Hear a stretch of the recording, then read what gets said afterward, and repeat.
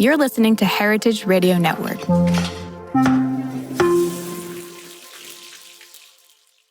This is Salt and Spine. Full disclosure, if you buy this book, it will be illegal to cook every single recipe if you are listening from the United States of America. That's cookbook author Katie Parla. And no, she's not kidding. After living in Rome for more than 2 decades, Katie Parla has become arguably one of the most authoritative English-speaking voices on Roman cuisine. Today, she leads food tours around Italy and its capital city, has written or worked on more than 35 guidebooks and cookbooks, hosts both an Emmy-nominated TV show and the podcast Gola, which covers Italian food culture, and when she finds the time, shows folks like Stanley Tucci and Andrew Zimmern around her neighborhood. We first talked to Katie on Salt and Spine a couple years ago for a live show at Omnivore Books in San Francisco when she published her cookbook, Food of the Italian Islands. Today, I'm thrilled to be meeting up with Katie in her neighborhood of Trastevere to eat, drink, and talk about her newest book, a 352-page opus on Rome and its food that's been building in her mind for more than 2 decades. This week on Salt and Spine, we're kicking off our 2026 season right here in the heart of Rome with Katie Parla, who's toting her new book, Rome, a culinary history, cookbook, and field guide to the flavors that build a city. In this conversation, we're walking through the streets that shaped Rome's food culture over centuries. We'll eat some street food invented during the 2008 financial crisis. We'll stop to talk about how Mussolini tried to ban pasta. It's a really fun conversation, so join me and Katie Parla as we walk around Rome.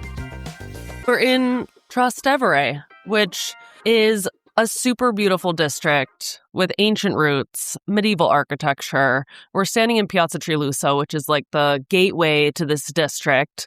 It's the evening. Everyone is getting ready to go have aperitivo and then dinner and then maybe craft cocktails. It's definitely a nightlife destination. It's also very cool during the day. And it's a delicious place to grace. And I spent a lot of time here because not only do my tours traverse the neighborhood, I also live just up the hill. Okay. And so when I'm feeling very lazy and I want a glass of wine or some craft beer, I just hop on my bike and in 3 minutes, I'm in the hood. And it's great.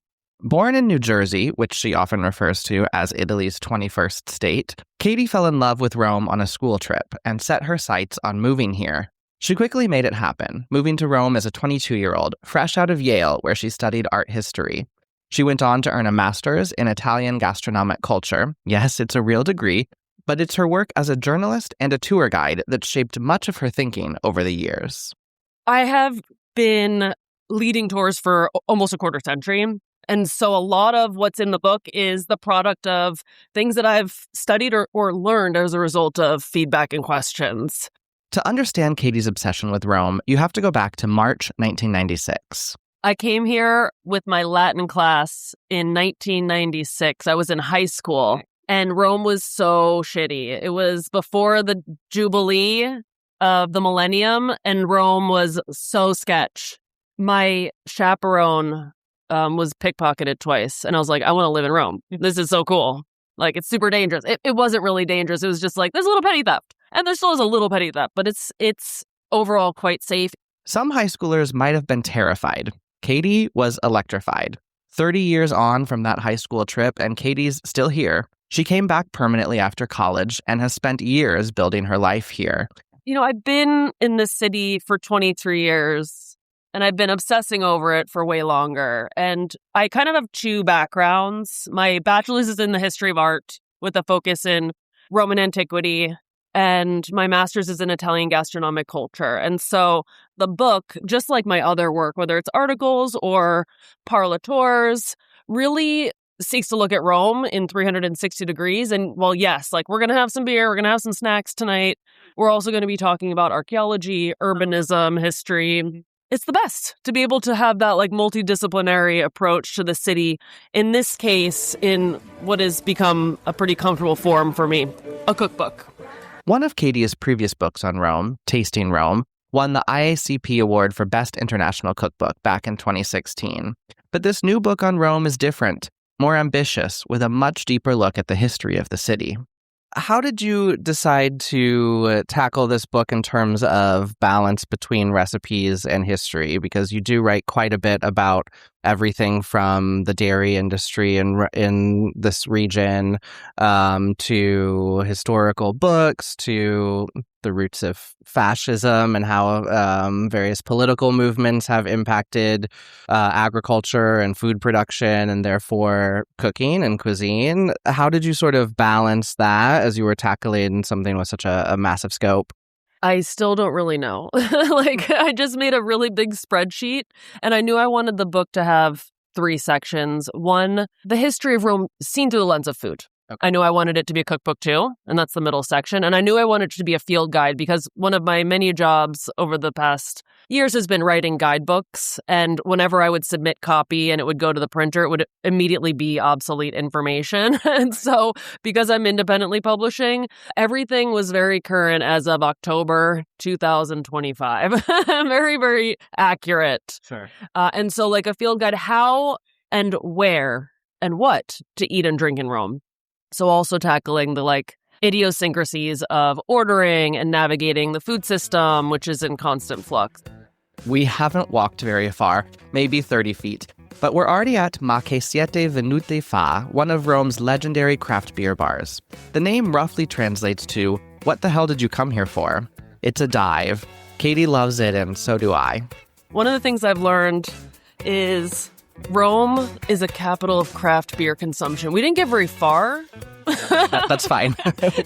I didn't expect to. We've gone over 30 feet, and we're at Ma che siete venute fa, which is one of the craft beer places that I take people to on my tours. But also, it's where I stop for a beer every single day on my way home from work, supporting the local economy. Also, one of the features of the book is showcasing contemporary Rome. So, guys, if you're into Iron Age Roman history, I got stuff for you. But if you also want to know how people eat and drink today and the more realistic, not romantic vision of Roman food and beverage culture, the book's got that as well. That phrase, the realistic, not the romantic vision, speaks to Katie's work to spotlight Rome as it really is, peeling back layers of what tourists see versus what actually exists here. She orders us 2 beers. Allora, facciamo 2 birre medie e facciamo una dirty things. Una dirty things. Ciao, in a second. Okay. That's I love it here. I love it here too. What do you prefer, the Napa or the session? I'll do the Napa. There you go. Cheers. Salute. Grazie. Prego. Should we go outside? It's nice. Yeah, let's do it. We head outside with our beers. I left the selection to Katie, and she went with Jungle Juice from a Roman brewery and Vento Forte from just outside the city. Both are IPAs. Italy had no historic beer traditions. Germans had their Reinheitsgebot purity laws. Belgians had their Trappist monasteries. The English had their ales. Italy had not so much. It was wine country, which meant that when the craft beer movement arrived in 2001, Italian brewers had 0 constraints, no rules to follow or traditions to honor. It was almost complete creative freedom. The movement started when Manuele Colonna opened Ma che siete venute fa in Trastevere, the dive bar we're at. Katie has been documenting Rome's craft beer scene since those earliest days. Today, there are nearly 1,000 microbreweries in Italy, and the beers are unlike anything else in the world. Italian brewers often treat beer like wine. They use terroir, heirloom grains, local fruits, chestnuts. They ferment with wild yeast from grape must. They age beer in oak barrels. They vintage date their bottles. It's spectacular. Standing outside the bar, we turn to discussing Katie's new book, which she published about a decade after her other book on the city, Tasting Rome. Okay, well, we have a beer. Yeah, we do. Progress. We're doing it. To me, if I remember correctly, this new book has a lot more recipes that are sort of not what an American tourist might expect when they think of Roman cuisine. Of course, we have the Roman pastas in here. You know, there's a fair share of that. But as I was looking through the recipes, there's also a fair share of recipes that use offal and other meat products that Americans might not be as familiar with, some of which might actually be quite hard to source in the States. And you even mentioned a few times that it may be impossible thanks to USDA regulations and things. Yes, full disclosure, if you buy this book, it will be illegal to cook every single recipe if you are listening from the United States of America. Yeah. So there are some super duper classic Roman recipes that are more iconic, one could argue, than carbonara or cacio e pepe. And pagliata is the one that comes to mind. The intestines of milk-fed veal. Guys, if you are not into visceral talk, you might want to fast forward 30 seconds. But the intestines of milk-fed veal are cut into segments with the mother's milk still inside, and then it's not caul fat, but another fat membrane is used as like the twine to tie it into rings, and then it's cooked in tomato sauce and then tossed with rigatoni and pecorino romano. And rigatoni con la pagliata is like the most delicious thing, even though I probably made it sound gross. And so it is illegal to source milk-fed veal intestines, and Romans are so enthusiastic about them, it's difficult to find them elsewhere in Italy. It's kind of like all the spleen in Italy goes to Palermo for pane con meosa. Katie includes a recipe for cortella, the term for the innards of a lamb, typically the heart, lungs, liver, and sometimes the trachea, which are traditionally sautéed in stages and often cooked with artichokes. Good luck finding lamb lungs at your American grocery store. That's just one reason, among many more, that Katie published this book herself via her venture Parla Publishing. After working with major publishers on her first books, her first self-published book was Food of the Italian Islands. We talk more about the economic decision to self-publish in my earlier conversation with Katie from a few years ago, and we'll get to it at the end of this one too. With the new Rome book, she knew she'd have a hard time finding a publisher who would even let her include some of these recipes. I wanted to show the full panorama of Roman food, and I independently published the book, so I don't have an editor saying like, ew, gross, or let's not put anything in that is not possible to source. And so, yeah, there's a lot of viscera in the book, but that's also the nature of the omnivorous Roman cuisine. I mean, you could certainly go to Piatto Romano and have a 100% vegan meal, or you can eat exclusively offcuts and offal, and both are equally emblematic because the dishes are central to Roman culture. We move into a conversation about cucina povera, or poverty cuisine, which has become somewhat of a trendy thing for tourists, and which Katie devotes an essay to in the new book. Yeah, I mean, I read the phrase cucina povera, peasant cuisine, applied to basically everything that like a 21st century American brain would think is like poor people food. And it's just a really reductive and quite disrespectful assessment of the food culture. You can read papal treatises from cooks that talk about cow udders as a delicacy, just because it's something that in modern terms for some is considered not very palatable doesn't mean it was exclusively the food of the poor. Also suggesting that the poor could afford anything more than vegetables and maybe meat scraps really doesn't tackle the actual reality of people's diets through a huge swath of Roman history. So while ancient Romans had a pretty good, definitely a like monoculture diet, a lot of porridge, but still calories that would have been subsidized by the state. Even in the 20th century, a lot of people were starving. Katie makes a crucial point. After Italian unification in the late 1800s, there were financial crises where people were literally starving, eating roots and weeds soaked in water just to fill their stomachs. The large-scale slaughterhouses and wholesale produce markets were established, and then came the financial collapse. People were desperate. So I think in order to have a deeper understanding of Roman food culture, it's important to understand the broader context rather than just labeling like things that some food writers think are gross as poor people food. Today we celebrate zero waste and nose-to-tail cooking as virtuous things. Chefs around the world romanticize, or to borrow Katie's term, fetishize the cucina povera. But before the economic boom of the 1950s, feeding yourself and your family was about survival. There's a neighborhood in Roma called Testaccio. The name comes from Latin testa, broken pottery. There's an artificial hill there, Mount Testaccio, that's 35 meters high and made entirely of millions of broken vessels. For 4 centuries, goods from across the Mediterranean were offloaded at Rome's ancient river port right there, and the broken containers piled up into this mountain. In 1888, they built the Mattatio, the slaughterhouse. At its peak, it was the largest and most technologically advanced slaughterhouse in Europe. The workers there, called vaccinari, were often paid partially in offal. They took home the parts nobody wanted, the heads, the tails, the feet, all of the organs, and turned them into some of the dishes Rome is now famous for. Braised oxtail, tripe Roman style, and yes, that veal intestine pasta Katie just subscribed. This is Quinto Quarto cuisine. When animals were butchered into 4 noble cuts, there was still about a quarter's worth of weight left over. That became the food of Testaccio. That became the food of Rome.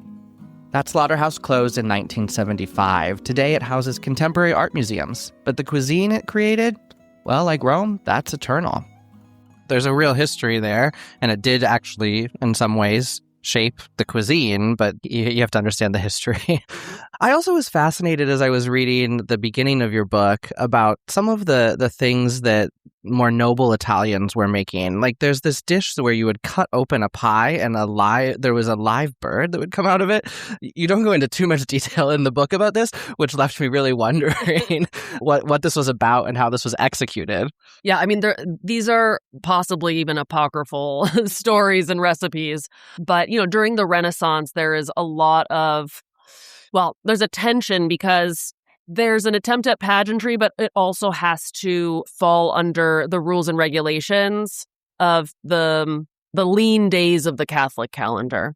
Many people know that Catholics weren't supposed to eat meat on Fridays, but indeed there could be up to 150 days of the Catholic calendar, which people weren't meant to eat meat. And so you had to get creative the other days. And if you were a pope or a cardinal, you had to get creative, but also impress your guests, but also keep your chefs employed and engaged. And so there are these kind of bizarre sounding, birds flying out of things type of presentations that seem really honestly impractical. But, mythology also can tell us a little bit about a culture, whether it is based in truth or not. Well, you allude to Roman culture being one that is heavy on the myth, and that sometimes it's really hard to discern what is fact and what is fiction when talking about Roman history and Roman cuisine too. I mean, one of my favorite places for pizza rossa, which is my daily breakfast, it's a flatbread with tomato sauce, is Antico Forno Roscioli. It's amazing, but it means the ancient bakery of the Roscioli family.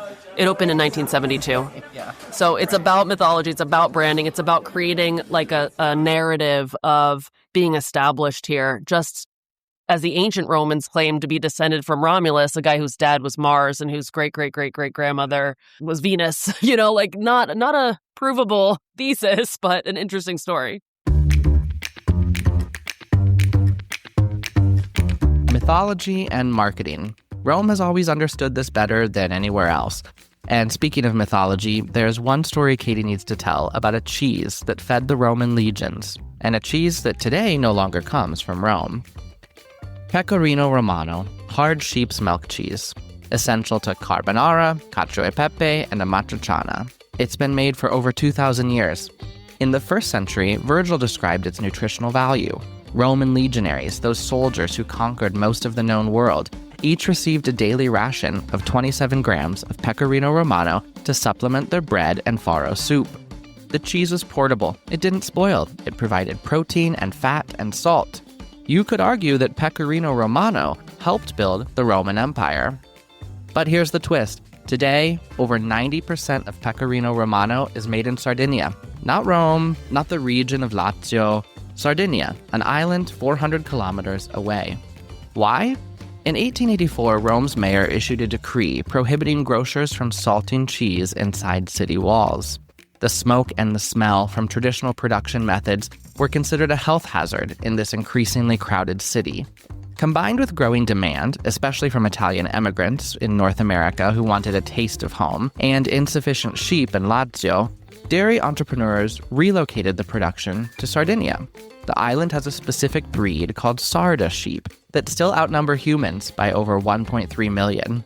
So when you grate Pecorino Romano over your pasta, you're eating a cheese with Roman DNA, but made with Sardinian milk, using techniques that haven't changed much since Julius Caesar's time.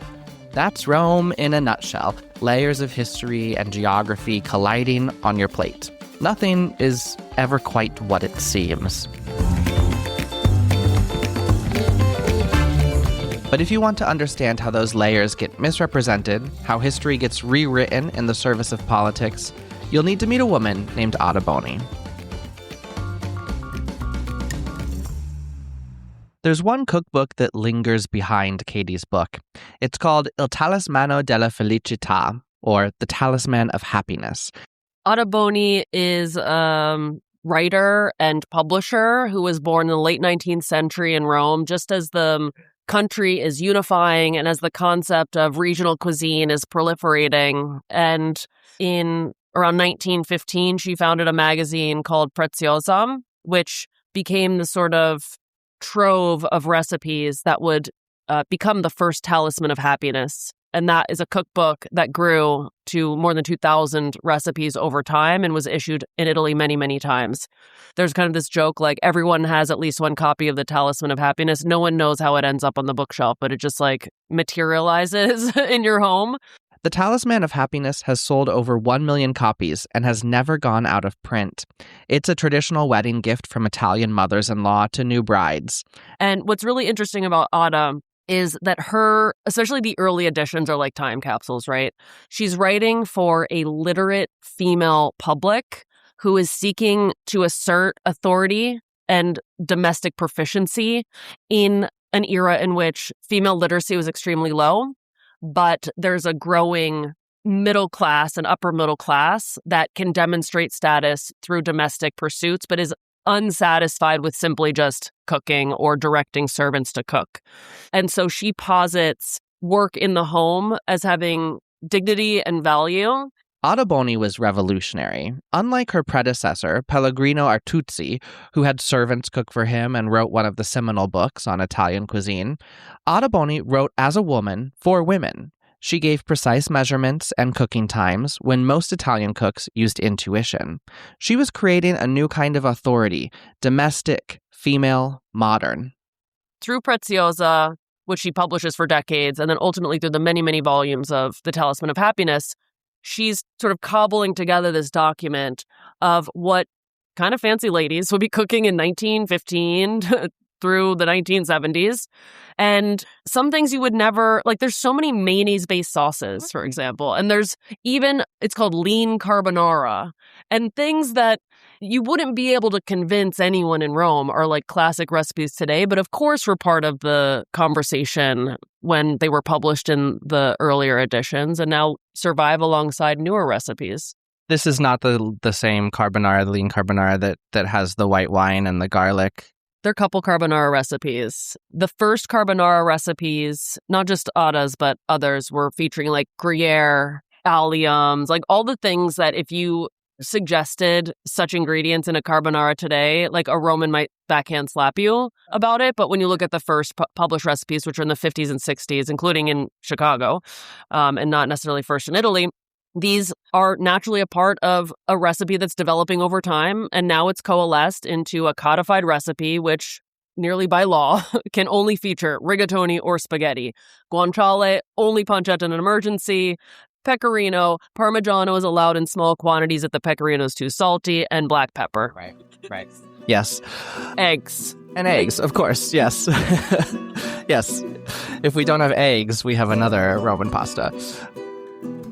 Katie wrote one of the forewords, along with Lydia Bastianich, to the New English translation of Ottoboni's The Talisman of Happiness, which was published in the United States last year. It's the first time the entire volume has been published in English, more than 2,000 recipes. As the New York Times wrote, the book is as ubiquitous in Italian homes as Joy of Cooking is in American ones. It's inspired countless cooks, both in home kitchens and professional ones.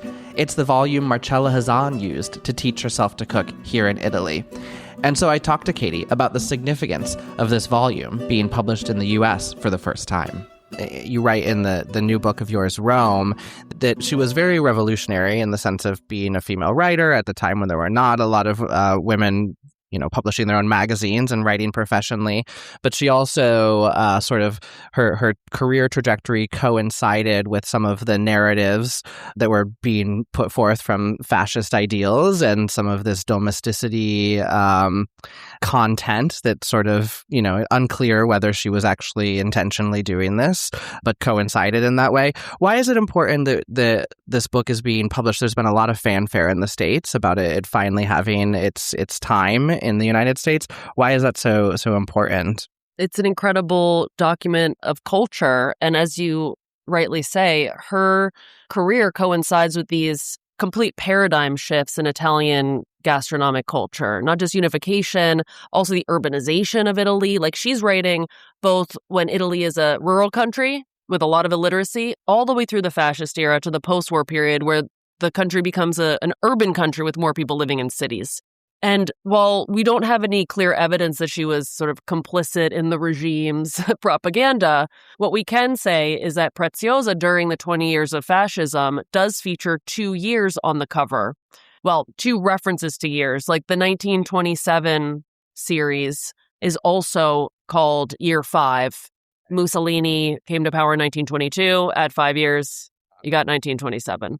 And so that would have been, I'm not sure if it was legally required or if it was just a gesture of acceptance of the regime, but we can't divorce even a magazine that's talking about domestic endeavors from the context of fascism in that era. But the regime's relationship with food went far beyond cookbooks. In fact, Mussolini actually tried to convince Italians to stop eating pasta. In 1932, Filippo Tommaso Marinetti, co-author of the Fascist Manifesto and friend of Mussolini, published a cookbook arguing that pasta made Italians, quote, lethargic and depressed and should be abolished in favor of rice. Why? Because Italy imported most of its flour, largely from Turkey, but rice grew domestically in the northern Po Valley. The government launched the Battle for Grain, Battaglia del Grano, trying to free Italy from foreign wheat dependency. It backfired spectacularly. Food shortages worsened and inflation spiked. The regime published propaganda promoting substitutes, chicory or grape seeds or acorns instead of coffee, hibiscus tea instead of black tea, chestnuts appearing in dishes instead of meat. Italians resisted. The Duke of Bovino, who was mayor of Naples, famously responded that, quote, the angels in heaven eat nothing but vermicelli al pomodoro. By World War II, average caloric intake had dropped dangerously. Many foods were available only on the black market. People were starving under a government that promised abundance through autarky. And here's the story that became legend in Italy. On July 24, 1943, when Mussolini was deposed and arrested, the Cervi family brought 380 kilograms of pasta in milk cans to the town square of their small town, Campagne, and offered it for free to the entire village. A public feast and a celebration of liberation. 5 months later, on December 28, 1943, the 7 Cervi brothers were captured, tortured, and executed by fascist black brigades.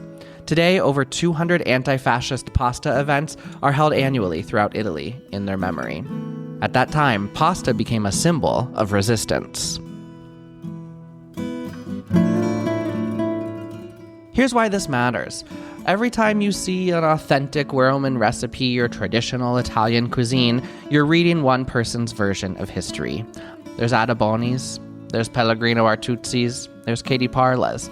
There is no such thing as an objective culinary history. It's who gets to tell the story and what they want to tell.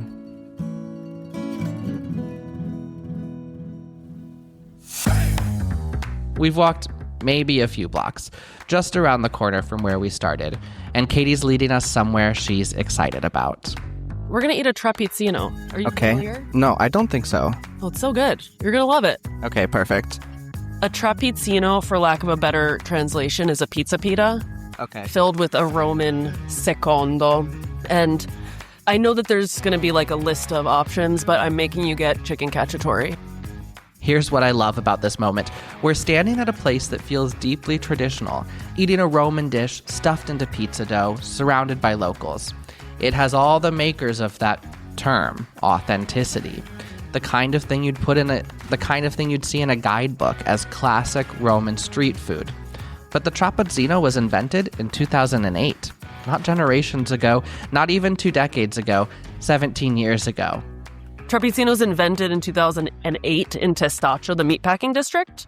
And obviously the financial crisis was devastating to people's finances, and Stefano Caligari, the inventor, makes a cheap and portable way to consume the secondo, so like the protein course. And at the time, it was $4. Okay. Now it's a whopping $5. Sure. And it's cool and delicious and interesting, and it feels modern, but also rooted in Roman flavors. And we'll order from this window right here. Ciao, come una bomba.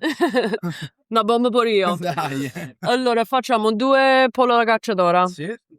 Basta. Dai. Grazie mille. Ma grazie a te, cara.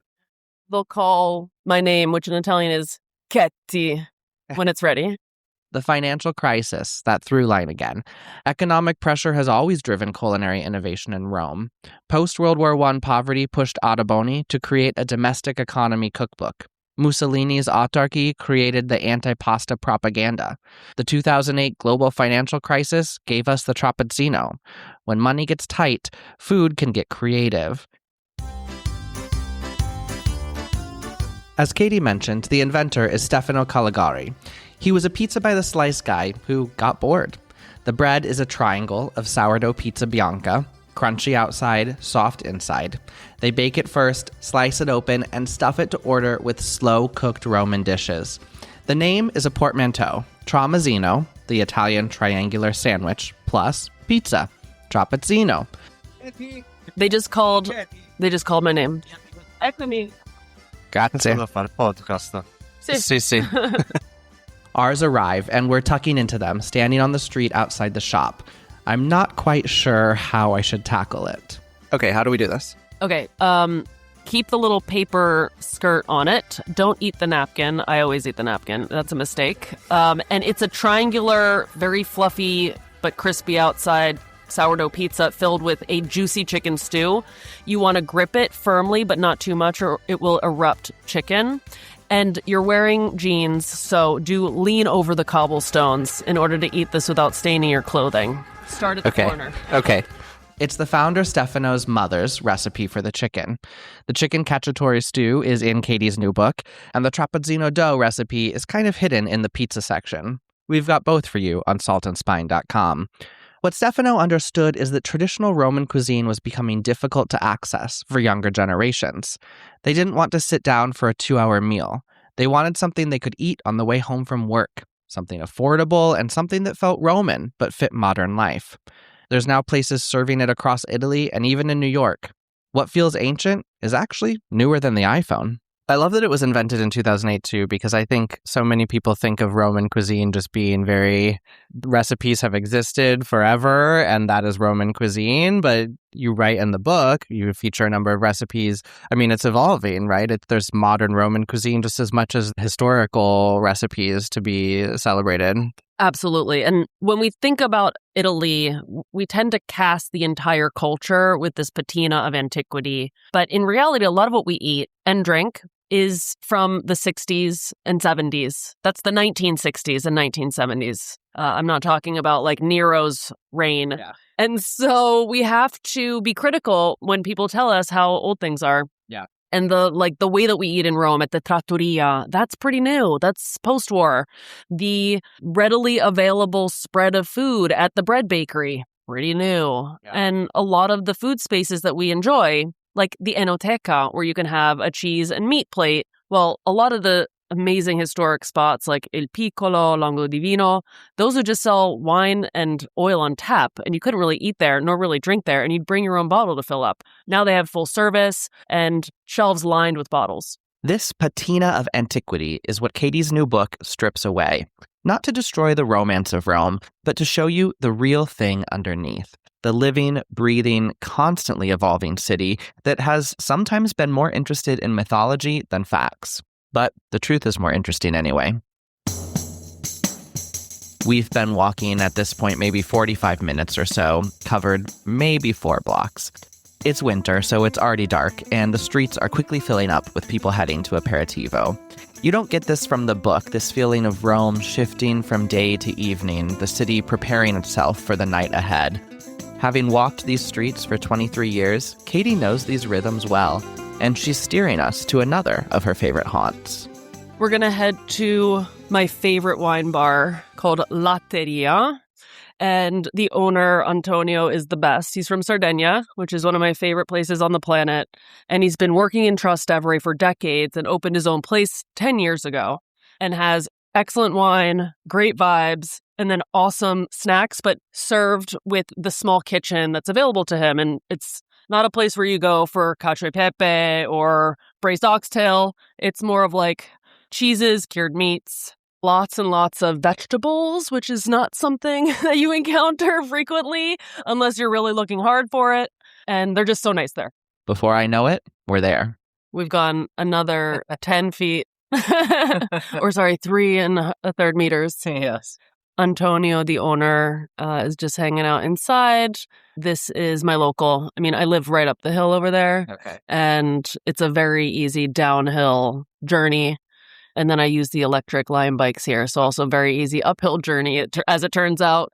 And this is a classic enoteca. And so they have a very light menu and great vino. And when you go to an enoteca, you'll see they always have a wines by the glass list, so you can taste through various things. And most of the places, at least the ones that I recommend, and they're the hashtag Parla picks at the back of the book, they are staffed by people who are like truly trained in wine.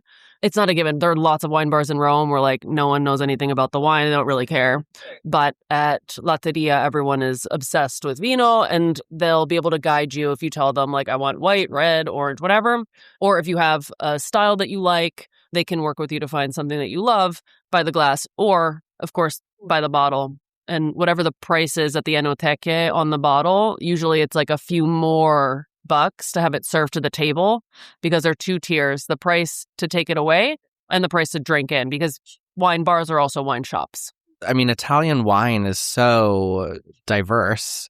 There's so many Italian grape varietals that don't exist elsewhere. There's so many different wines that are only made in specific regions of Italy. There's an entire life that you could spend learning about Italian wine. You write a little bit about natural wine in the book and about wine producers in general in this region. So the wine producers of this region are pretty varied. You can find small producers that make 3,000 bottles. You can find massive producers that are doing millions. I tend to go towards the smaller production generally, but there's a whole page dedicated to listing like where to go. If you need to drink wine in Rome or want to visit a vineyard, like here are a couple dozen spots. And the winemakers represented on that list are really interested in reflecting the terroir of the region. They're often the people involved in reviving grapes that were dismissed as not really lucrative enough to keep growing. And so there's been viticulture in this region for well over 2,000 years. I mean, yeah, probably closer to 3,000 because the Etruscans were into it. Italy lays claim to more indigenous grape varieties than any other country, with some figures putting the total number in the 1,000 to 2,000 range. Today, more than 400 native grape varieties are officially identified as growing here. Trebbiano, Malvasia, Ciasanese, Bellone. Grapes that almost disappeared in the 20th century because they weren't profitable enough for industrial production.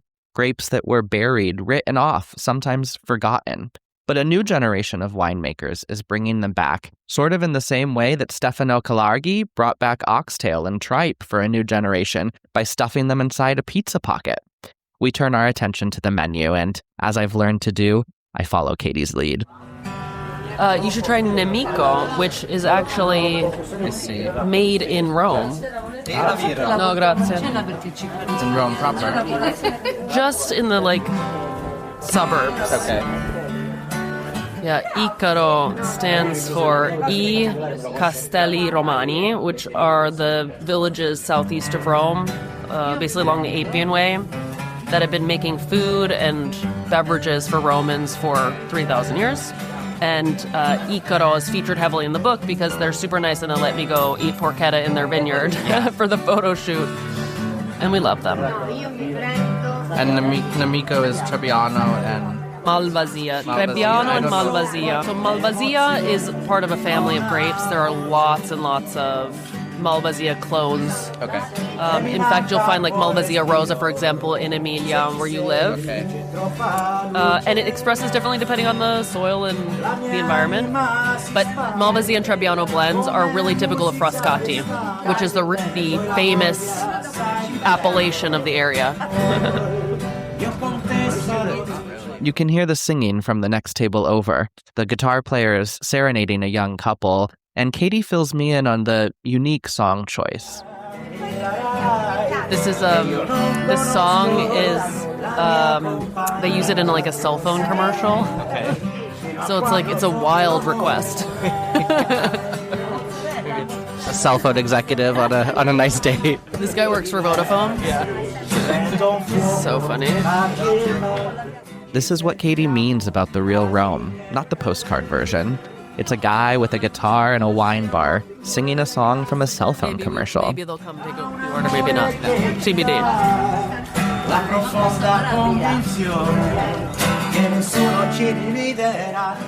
Katie is on her 11th cookbook. She's written for major publishers, won awards, built a reputation. But when it came to cookbooks, she was losing money, so she started publishing them herself. So you're now, what is it, how many years into Parla publishing? Parla Publishing was founded in 2022. Food of the Italian Islands was the experiment. Like, can this work? Will I go broke doing this? Yeah. But this is my 11th cookbook, and I've been working in various publishing sectors for a really long time. So I just basically did the math. Like, when you work for a traditional publisher, you get an advance on royalties. What nobody tells you, especially your agent, is that the money is going to run out so fast. So they get their cut, and then you spend the rest of the money doing all the production, like paying the photographer and doing the research and project managing and doing the development and also paying the tester. So even like $100,000 goes fast, and then you have to promote it. And publicity is not free. And neither is a book tour. Yeah. And so, I was always losing a lot of money writing books, like Food of the Italian South, which I love. It's now finally earned out, but I was $30,000 in the red, which is not where a writer wants to be. $30,000 in the red. From doing everything right, winning awards, working with the top publishers, writing books that people loved. That's when some people would quit, but Katie did the math instead. I have another job, I have a tour company, but it seemed like maybe the best case scenario was not funding my writing career by having a whole other profession full time. So I just crunched some numbers and I was like, okay, how much does it cost to make this book? How many books can I reasonably sell if I'm distributing it myself?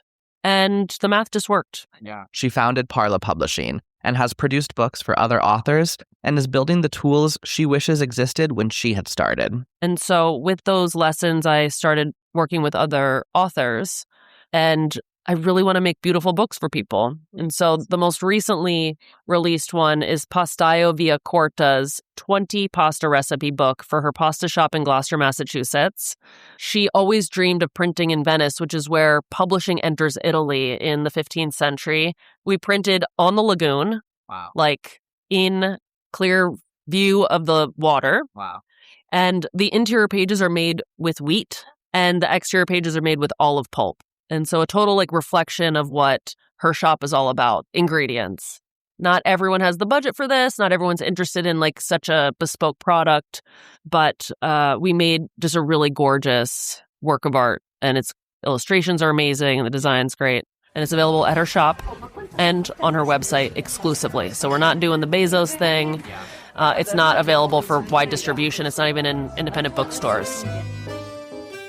There's something poetic about that. A book about Rome, printed here in Italy with Italian craftspeople, caring about every detail. It's the same care Katie puts into excavating Rome's food history, layer by layer, detail by detail, year after year. Katie's new book comes in 2 editions, the standard one and a collector's one in a custom slipcase. It's designed to sit on your shelf next to Ottoboni's Il Talismano, to become part of the ever-expanding mythology and marketing of Roman cuisine.